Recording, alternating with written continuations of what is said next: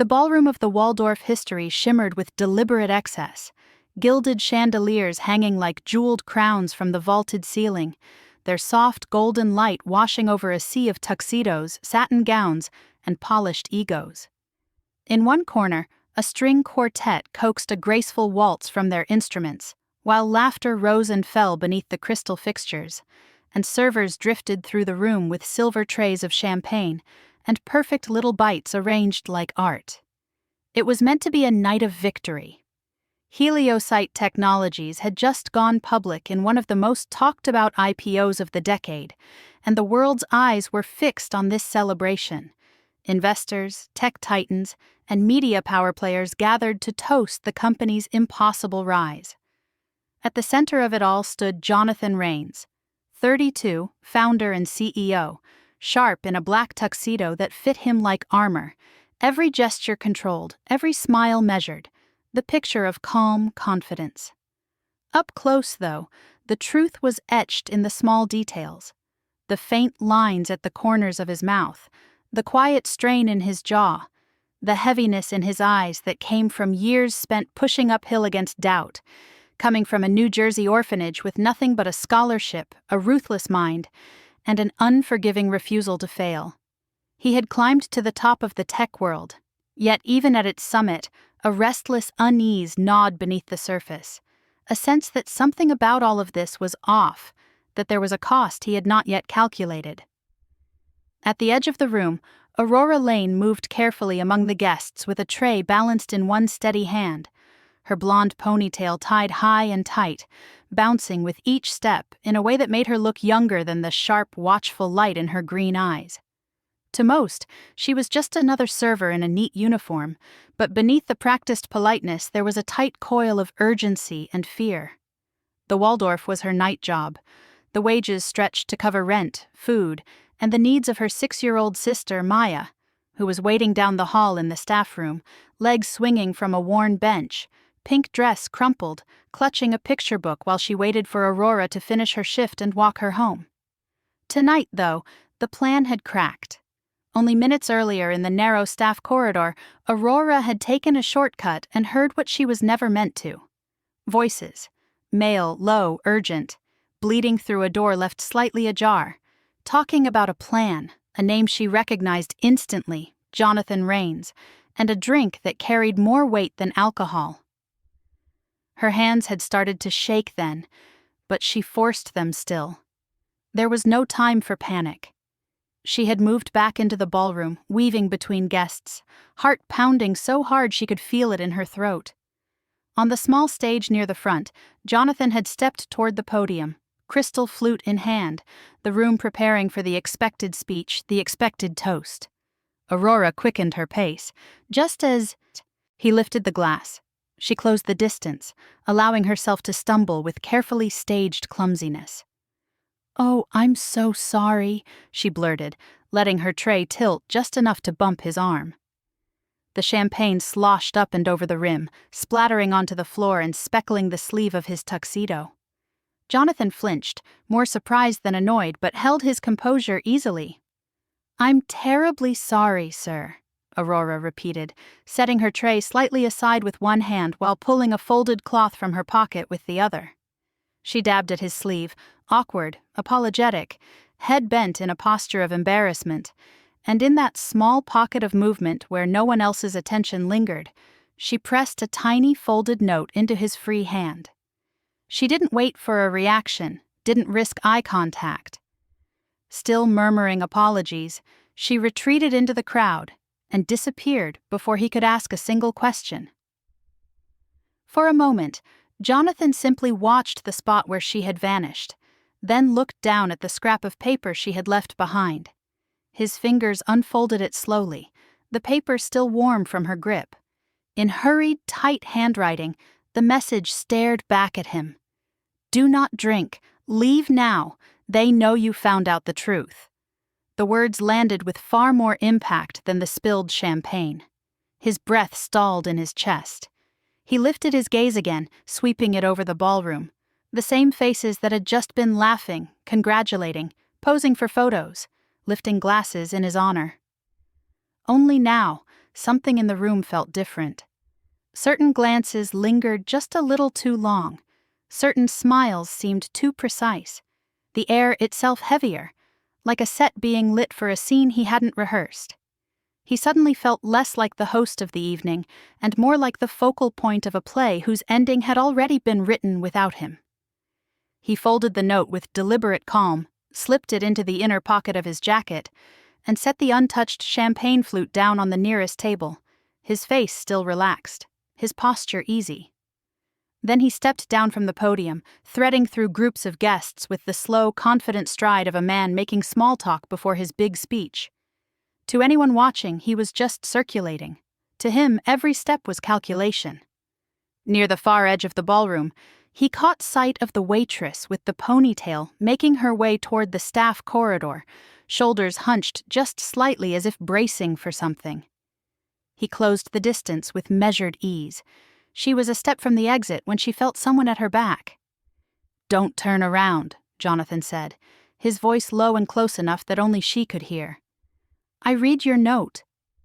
Aurora went still, her fingers tightening around the tray she carried.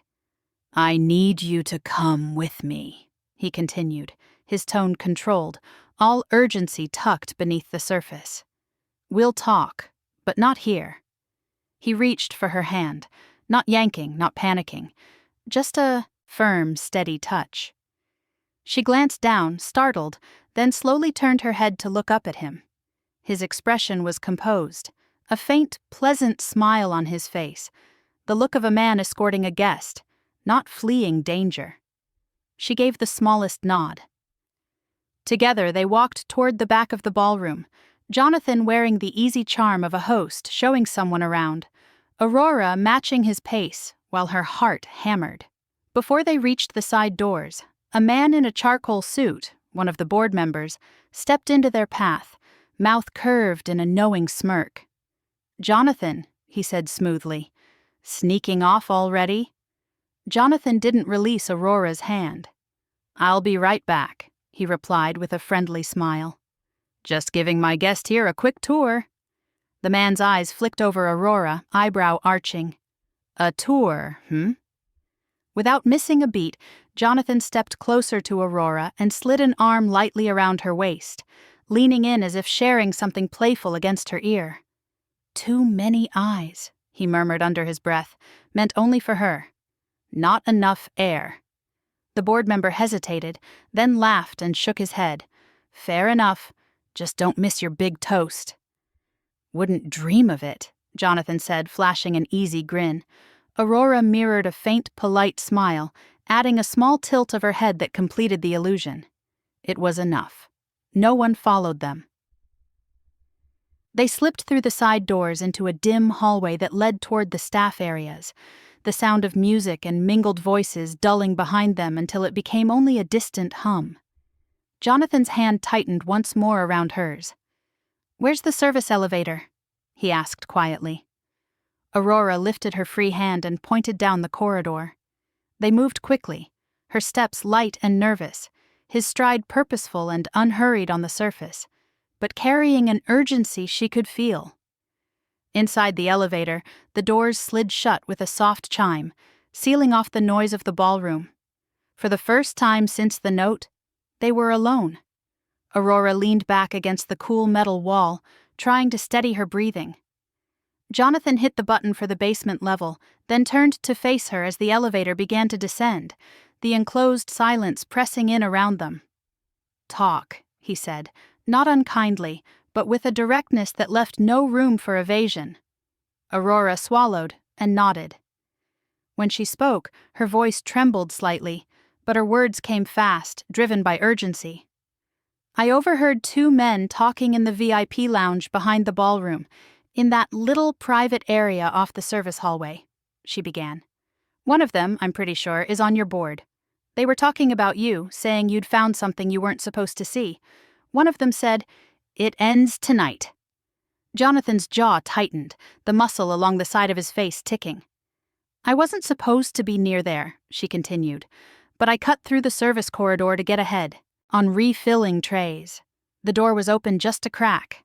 I couldn't hear every word, but I heard one of them say, Once he drinks, we move forward. He stared straight ahead at the elevator doors, mind racing through possibilities, enemies, recent decisions. The truth, they might mean. I couldn't just pretend I hadn't heard it, Aurora added quickly. I didn't know who to trust.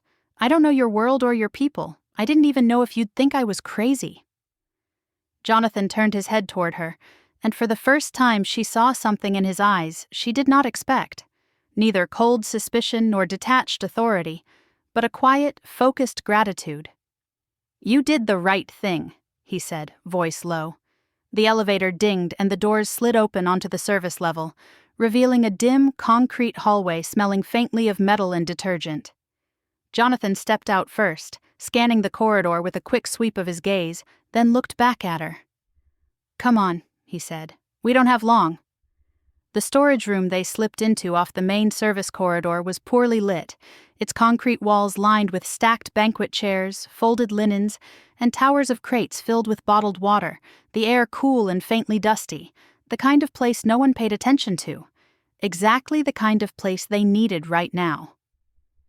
The low hum of the building's boiler echoed faintly through the space, but all Aurora could hear was her own heartbeat pounding in her ears.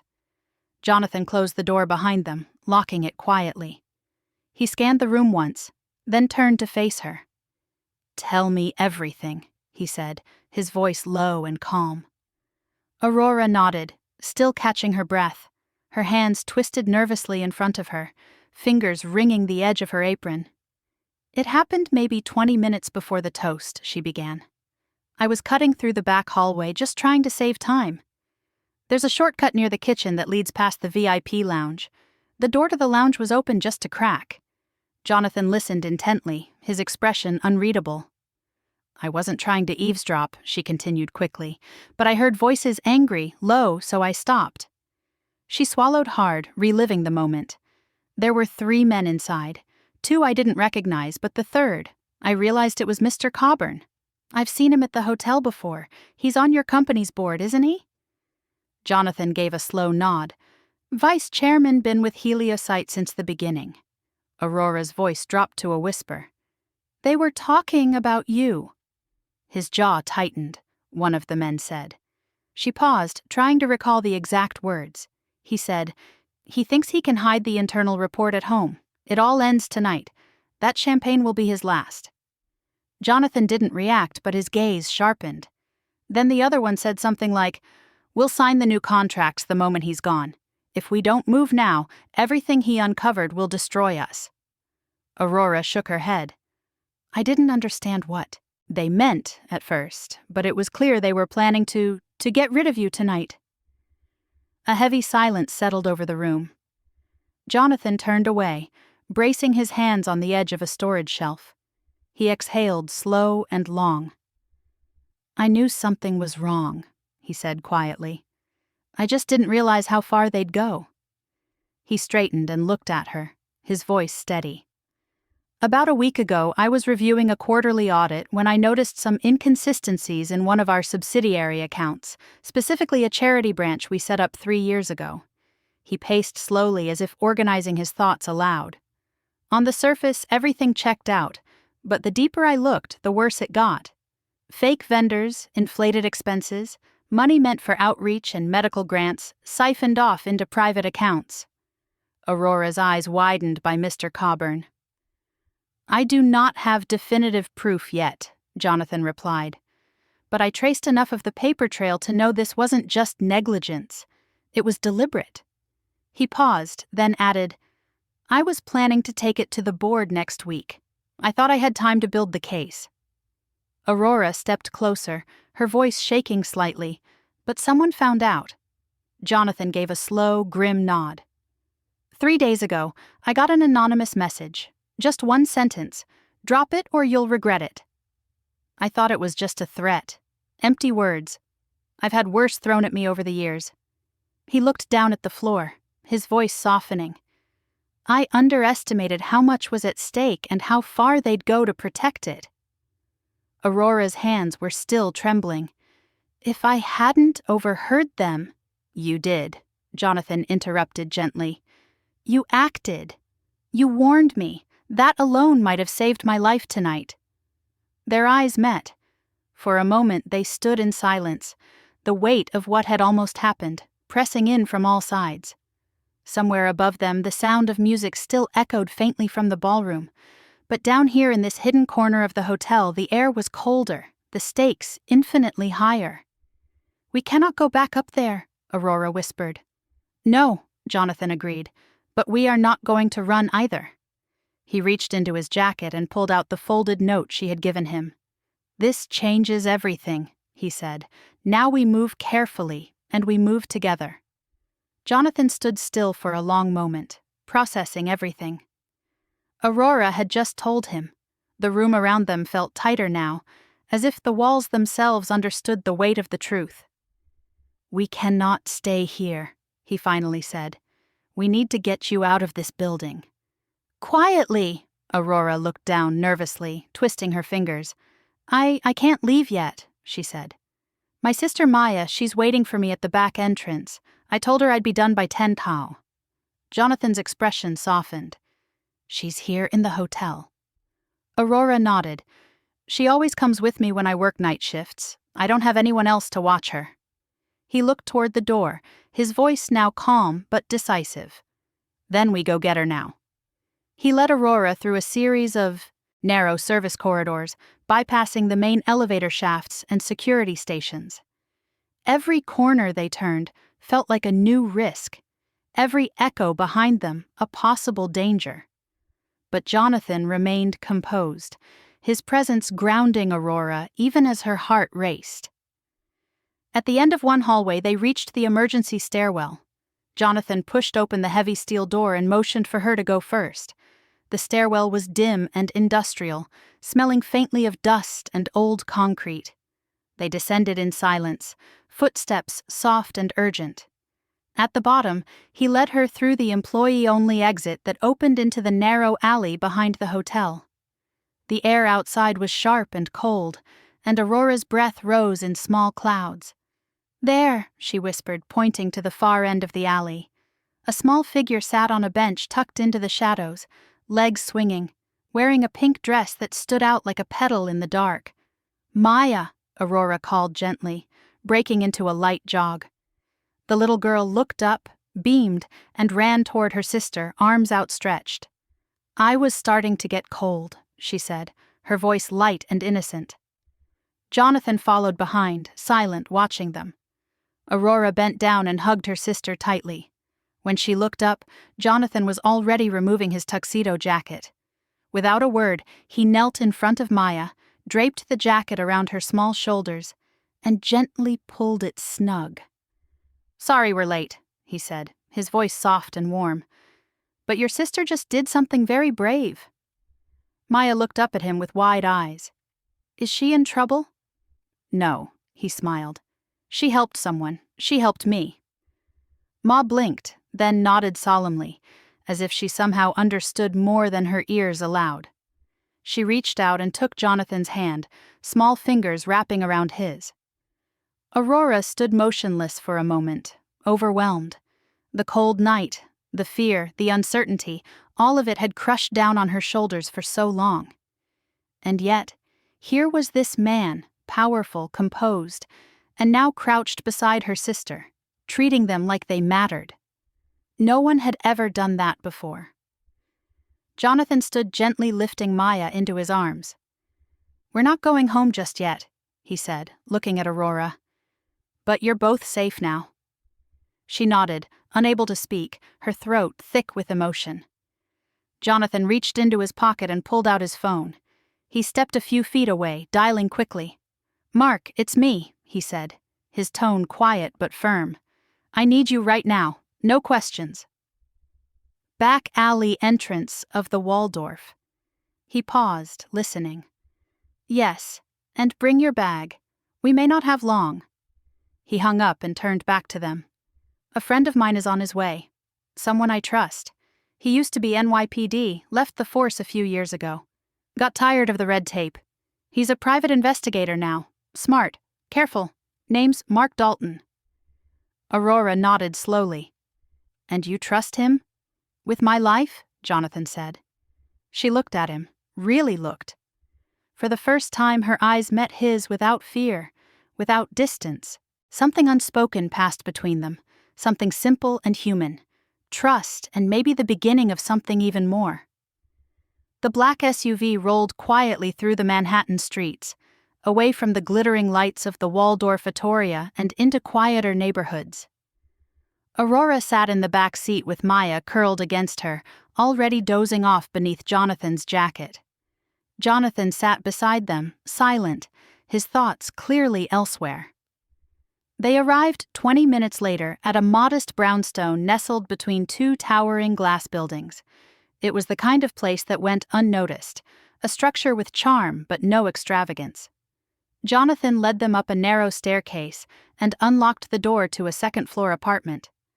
"Here," he said softly, "you'll be safe." Aurora stepped inside and paused. She had imagined glass walls, high-tech panels, maybe even a private elevator. But instead, the space was surprisingly simple. Warm wood floors, shelves filled with books and framed photographs, a worn leather couch and soft lighting. It felt lived in, not staged. She looked at him with new eyes. "This doesn't look like a billionaire's place," she murmured. Jonathan gave a faint smile. "That's because it isn't. It's mine." He gestured toward the hallway. "The guest room is down there. You can put Mia to bed if you'd like." Aurora nodded and carried her sleeping sister down the hall. Jonathan waited until the door closed before moving to a cabinet near his desk. He reached behind a row of books and pressed a small latch. A panel slid open, revealing a small wall safe. He dialed in the code, paused for a second, then opened it. Inside was a stack of folders neatly labeled along with a flash drive and a leather-bound notebook. He pulled out the top folder and placed it on the desk. Aurora returned a few minutes later, looking quieter, more composed. She watched as Jonathan sat and opened the folder, spreading out several pages. "These," he said, tapping the papers, "are copies of internal audits from our subsidiary offices. One in particular, a charitable foundation we launched 3 years ago, raised too many red flags." He slid one sheet toward her. Aurora leaned over, scanning the page. "There's a pattern," he continued. "Payments to shell companies, vendors who don't exist. Funds earmarked for cancer research being redirected to operating expenses that can't be accounted for. Over $5 million gone." Aurora's brows furrowed. Who signed off on these? Jonathan hesitated, Coburn and 2 others who likely never questioned the numbers. The reports were doctored, subtle, but the discrepancies are there if you know where to look. He pulled out the flash drive next. "I was going to present all this next week during the board's private review. I wanted to have everything airtight. The legal team was preparing documents. I even hired an external firm to confirm my findings." Aurora sat across from him, her voice quiet. "But someone found out." Jonathan nodded slowly. "And decided it would be easier if I disappeared before I could speak." He sat back, exhaling through his nose. "You showing up tonight, it changed everything. If you hadn't warned me, I would have taken that drink. And this," he motioned to the papers, "would have died with me." Aurora looked at the documents, then back at him. "So what now?" He met her eyes. "Now we finish what I started." She nodded. Outside the city carried on, horns blaring, lights flickering, lives rushing past each other in anonymous streams. But in that quiet apartment, under the soft light of a single desk lamp, something important was happening. 2 strangers were becoming allies. Not by chance, by choice. 2 days later, the boardroom on the top floor of Heliosite Technologies was filled with attention disguised as confidence. The emergency meeting had been called by Vice Chairman Coburn. An urgent review of transitional leadership in light of Jonathan's unexplained absence. Around the long glass table, familiar faces gathered. Directors, legal advisors, department heads, polished shoes, tailored suits, calm expressions masking quiet unrest. Everyone wondered the same thing. Had Jonathan Raines really disappeared, or was he planning something? Coburn called the meeting to order, tapping his fingers on the glossy surface. "Mr. Raines has taken an indefinite leave. We need to move forward. Interim leadership pending contracts. Let's begin. At the far end of the room, a young woman entered in a catering uniform carrying a tray of coffee. "Coffee, gentlemen?" she asked politely, her voice soft. No one gave her more than a glance. Aurora, hidden beneath the uniform, moved with practiced grace, setting cups at each seat. Her blonde hair was tucked into a black cap, her eyes cast downward, but she heard everything. Beneath her tray was a small transmitter, and inside the air vent across the room, Mark Dalton's hidden recorder picked up every word. 2 blocks away, inside a nondescript surveillance van, Mark sat with headphones on, monitoring the feed. Next to him, Jonathan leaned forward, eyes locked on the screen. Then it happened. Harlan Dent, a legal advisor in his 50s, shifted in his seat and muttered under his breath, unaware his mic picked it up. Even if he has the originals, it's too late. He's probably on a jet or buried somewhere. Someone let out a low chuckle. Another board member added, "If he's smart, he'll stay gone. We've already locked in the votes." Coburn didn't respond, but the hint of a smirk curled on his face. In the van, Mark pressed a small button on the transmitter, a silent signal. Inside the boardroom, Aurora took a slow step back. Then the doors opened, heads turned. Jonathan Raines stepped inside, calm, composed, and unmistakably alive. The room froze. The air turned to ice. Coburn stood halfway from his chair, pale. "Jonathan, we weren't expecting." "I'm sure you weren't," Jonathan said, coolly striding to the head of the table. He wore a charcoal gray suit, no tie, sleeves, casually rolled. He looked every bit the man who had built the company with his own hands. He paused at the end of the table, scanning the room. "Please," he said, "don't get up on my account. No one moved. I heard concerns about my absence," he said. "Understandable. I needed time to think, to collect a few facts." He set his briefcase on the table, opened it, and slid a thick folder across the glass. "You know," he said, eyes locking with Coburn, "it's bold, deciding the future of a company based on the assumption that its founder is either dead or too afraid to return." Coburn tried to speak, but Jonathan raised a hand. "No explanations. I've already heard enough." He addressed the full board now, voice calm but firm. "This folder contains financial records, email threads, shell account details, and names. Copies have already been sent to federal investigators and our legal counsel, and if needed, the press." A ripple of alarm moved through the room. Jonathan leaned forward, both hands on the table. "And in case anyone still thinks this is a bluff, I've sent encrypted copies to 3 independent legal firms. If anything happens to me, this information goes public." He straightened slowly and turned to Coburn. "I wanted to believe this company could fix itself from within. I gave people chances. I believed in discretion." He paused, then delivered the final blow, voice low but crystal clear. "But the truth didn't die. I didn't die, and neither did the evidence." Silence. The room, once so certain, was now undone, and the balance of power had just shifted. 3 days later, the press conference at Heliosite headquarters drew a full crowd. Cameras lined the back wall. Lights blazed from every angle, and the air buzzed with anticipation. Reporters, shareholders, and staff filled the room, some anxious, some hopeful, all waiting for answers. Jonathan Raines stood at the front, composed in a navy blue suit, no tie. To his left, company counsel. To his right, a screen displaying the Heliosite logo and one bold word beneath it: transparency. He approached the podium and scanned the crowd. "Thank you for being here," he began. "I speak today not just as CEO, but as someone who came close to losing everything because I refused to look the other way." He let the silence settle before continuing. "In recent weeks, I discovered serious misconduct within one of our charitable arms. A foundation meant to fund medical outreach had instead been used to divert millions into private accounts, signed off by members of our own board." A low murmur rippled through the crowd. Using documentation and the support of outside investigators, I've turned over all evidence to federal authorities. Arrests have been made. Heliosite is cooperating fully. Phones buzzed and reporters began typing, but Jonathan kept his gaze steady.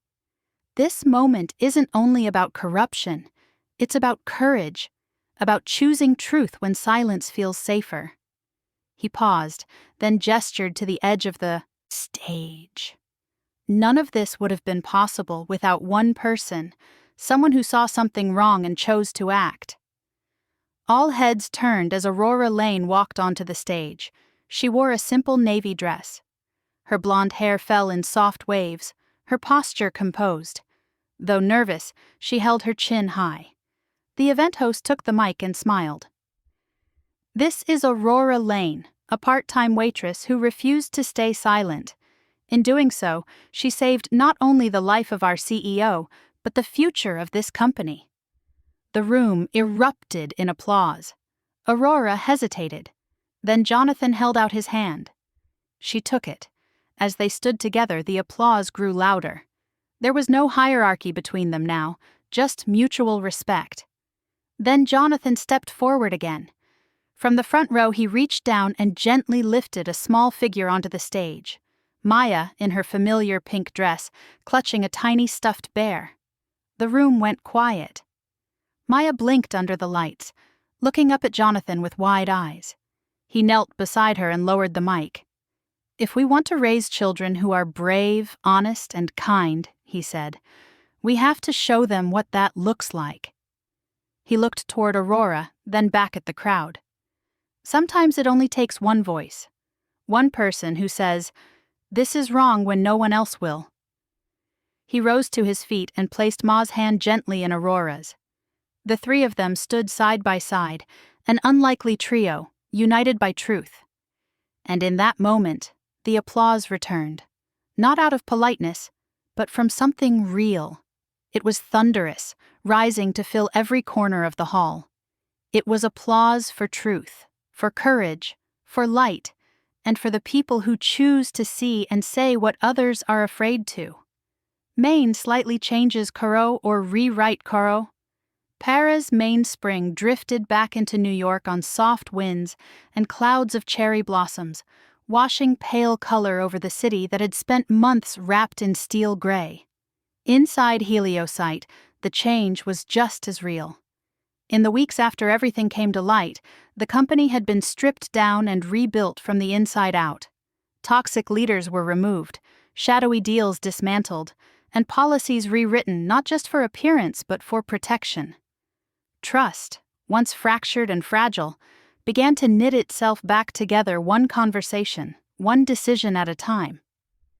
At the heart of that slow transformation stood Jonathan Rains, still CEO, but no longer the distant figure behind glass and guarded calendars.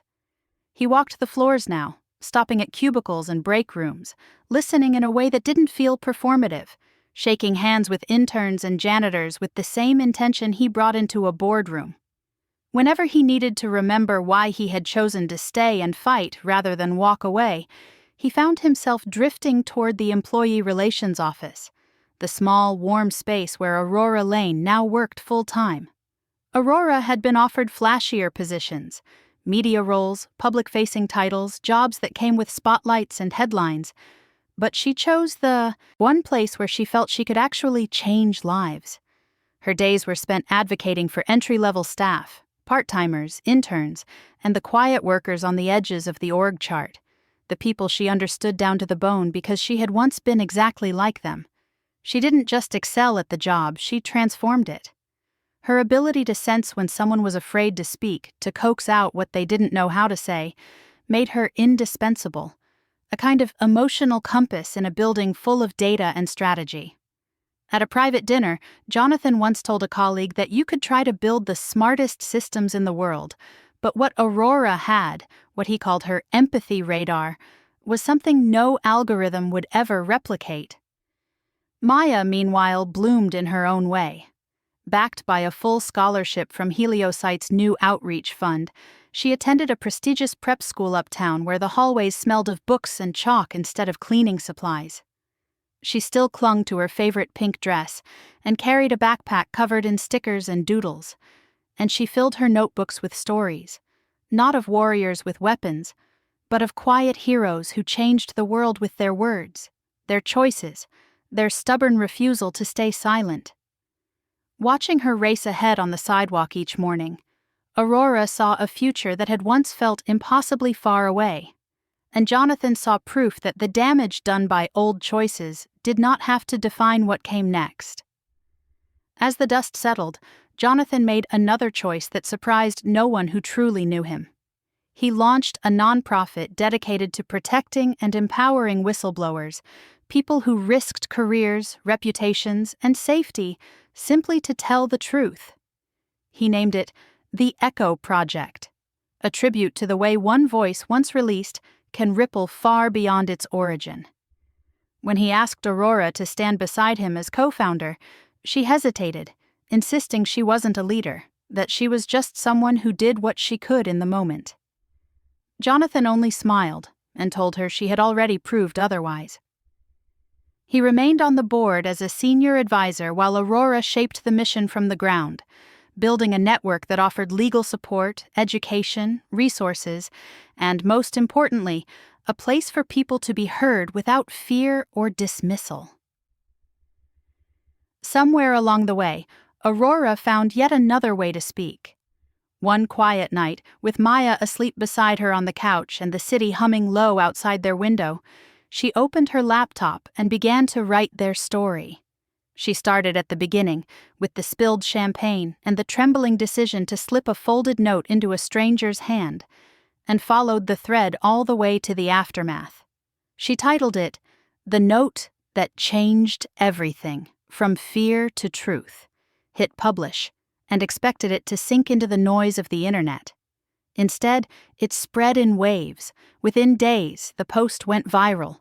People from across the world filled the comments with their own histories, accounts of speaking up, of staying silent, of regret, of unexpected courage. Aurora was stunned by the response, but when she showed Jonathan, he simply told her that truth always finds a way to echo once someone dares to release it. One golden afternoon, as spring melted softly into summer, the three of them sat together on a park bench under the wide shade of a maple tree. The air was warm, threaded with the sound of distant traffic and soft laughter from nearby families. Maya sat between them with a strawberry ice cream cone, legs swinging in an easy rhythm that matched the breeze, while Aurora, in a light blue dress, let her loose blonde hair fall over her shoulders, catching the light in pale strands of gold. Jonathan leaned back with his hands folded behind his head, watching joggers, dogs, and the shifting play of sunlight on the grass, no longer pulled by constant crisis but finally allowed to exist in simple stillness. After a while, Maya looked up, squinting against the light, and asked whether they thought everyone would be brave someday. Jonathan turned first to her, then to Aurora, a small smile curving his mouth as he answered that he believed one truly brave voice could help countless others find their own. As the sun dipped lower and the park turned amber, his thoughts returned to the night everything had changed, and later, when he finally spoke about it on camera and in keynotes, his words were the same ones that had settled into his heart on that bench. They had told him to stay quiet, to protect the image, to look the other way. But a young woman with blonde hair and nothing more than a small piece of paper had reminded him that truth deserved a voice, even if that voice started as a whisper. Thank you for staying with us through this soul-stirring story. If this journey reminded you that courage does not always arrive with armor and fanfare, that sometimes it appears in the form of a folded note, a quiet warning, or a steady hand reaching for yours in the dark, then we invite you to show your support. Tap the hype button to help us keep bringing you powerful, heartfelt stories like this one, and subscribe to Soul-Stirring Stories, turning on notifications so you never miss the next tale that might heal something hidden, inspire a hard choice, or gently change your heart. From all of us here, thank you for believing in the power of truth, kindness, and the human spirit.